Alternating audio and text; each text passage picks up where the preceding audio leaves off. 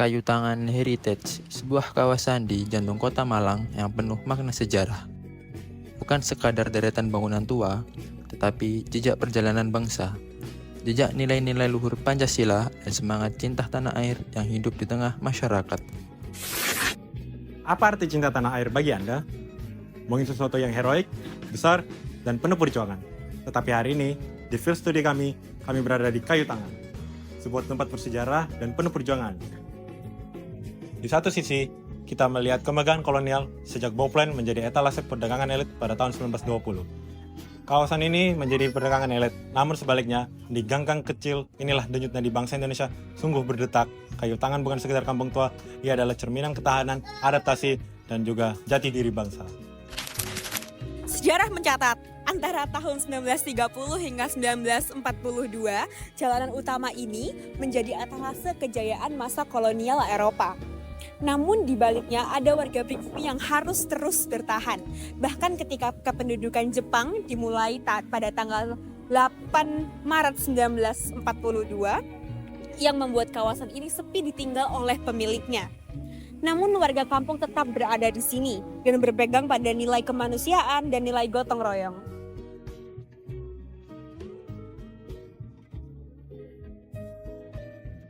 Nilai-nilai ini bukan sekedar romantisme masa lalu, tetapi wujud nyata dari sila kedua dan sila ketiga Pancasila.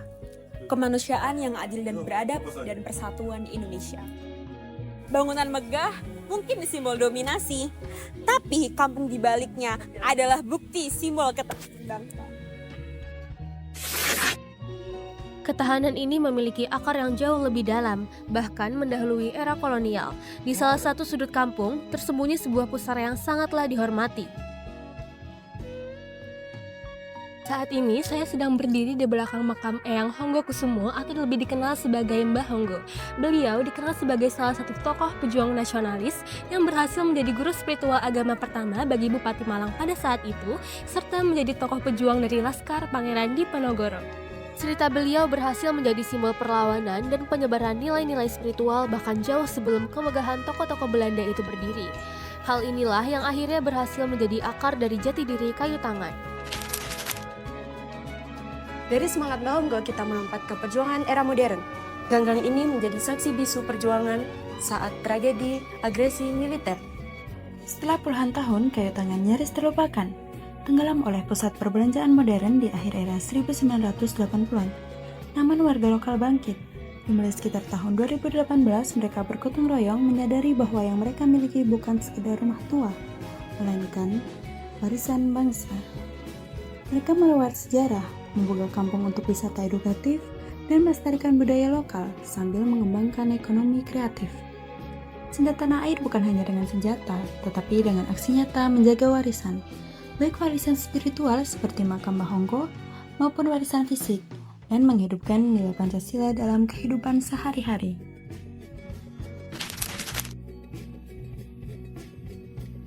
Minuman yang saya minum adalah minuman tradisional cita rasa khas Indonesia. Kayu Tangan mengajarkan kita bahwa identitas bangsa ini adalah hasil dari sejarah panjang yang menyerap, beradaptasi, dan menciptakan sesuatu yang unik. Cinta tanah air bukan berarti menolak pengaruh luar, tetapi percaya diri terhadap jati diri sendiri. Inilah wujud Pancasila yang sejati. Terbuka, beradab, dan tetap berpijak pada akar budaya bangsa. Dari kunjungan ini, kami belajar bahwa memahami sejarah bukan hanya mengenang masa lalu, tetapi menanamkan nilai-nilainya dalam diri untuk membangun masa depan bangsa. Kayu Tangan mengajarkan satu hal penting. Cinta tanah air dimulai dari mengenal, menghargai, dan menjaga warisan negeri sendiri. Field study kami di Kayu Tangan bukan konsep abstrak. Ini adalah ketahanan yang diwariskan dari masa lalu. Dari perjuangan Mbah Honggo, aksi nyata di masa kini oleh warga, dan rasa percaya diri terhadap jati diri bangsa. Tugas kita bukan hanya berkunjung, tetapi juga merawat cerita dan melanjutkan nilai-nilai Pancasila dalam kehidupan sehari-hari.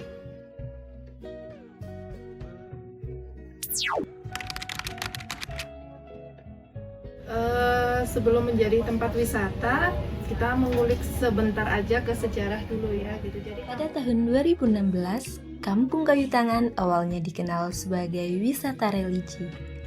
Pada tahun 2018, kawasan ini dikembangkan menjadi wisata heritage setelah inisiator dari Malang Heritage Community, tim ahli cagar budaya, dan Dinas Pariwisata mengidentifikasi potensi unik berupa deretan rumah tua berusia lebih dari 50 tahun, serta berbagai warisan dari Bahongo baik berupa benda ataupun tidak berupa fisik. Meskipun menjadi destinasi wisata, warga penduduk Kampung Kayu Tangan tetap mempertahankan adat istiadat dan norma lokal, karena tujuan utama mereka adalah pelestarian kawasan kayu tangan dengan banyak potensi yang ada. Pengelolaan wisata dilakukan oleh sekelompok atau suatu lembaga yaitu Pok Darwis, yang mengatur kunjungan, kerukunan warga, dan kebersihan. Banyak yang mendukung wisata heritage Kampung Kayu Tangan dari berbagai pihak, mulai dari pemerintah, komunitas-komunitas budaya, perguruan tinggi, hingga lembaga keuangan. Sehingga pada tahun 2023, Kayu Tangan ditetapkan sebagai kawasan inklusi keuangan. Harapannya, generasi mendatang tidak hanya menjadikan Kayu Tangan sebagai tempat wisata, tetapi juga merawat, menjaga, dan melestarikan sejarah serta budaya yang diwariskan. Kayu Tangan Nostalgia.